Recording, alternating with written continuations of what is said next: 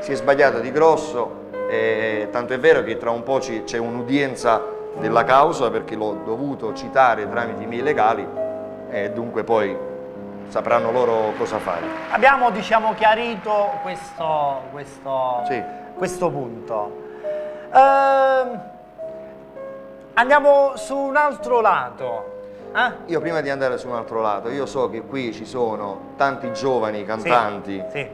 che qualcuno conosco, qualcuno di meno, qualcuno di più, qualcuno non conosco proprio. Io li volevo salutare affettuosamente, e volevo dire a loro grazie per l'attenzione che state tenendo nell'ascoltare delle cose neanche artistiche ma private. Vi ringrazio e vi auguro tutto il bene del mondo a voi giovani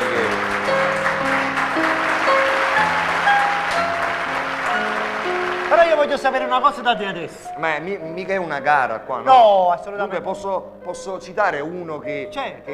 Sì. Sì. È un'unica famiglia. Infatti fa parte di una famiglia che voglio bene, si chiama Tony, non so, hai il disco qua tu. Tony? Tony, il nipote di Mario Trevi. Tony Mariano. Tony Mariano, che volevo salutare a lui e noi questa sera in anteprima ci sarà proprio la presentazione del suo lavoro discografico qui ad Inseparabilmente. Sì. Senti, Antonio Tajano? Chi è? No, Antonio Tajano. Nessuno.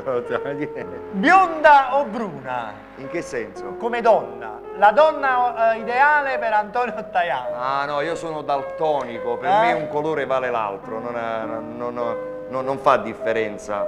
Vabbè, ma se ne dovessi scegliere una tra, diciamo, la donna ideale di Antonio Tajano. Ma la donna ideale per me è mia moglie. Bello, Giovanni Applauso, io a mia moglie 6 mesi la faccio essere bionda, poi dopo 6 mesi rifatto a fa blu, poi addirittura rame, poi si porta a te, ogni tanto cambia. Io immagino di avere una donna bionda, nata bruno, nata rossa. Sempre diversa. Però è sempre lei. È sempre lei. Senti, Anto. Stasera non la buscammo, no. Senti una cosa, prima di... Ma tu sei troppo simpatico, capito? Però così domanda che taglia con queste domande. È senti, forte.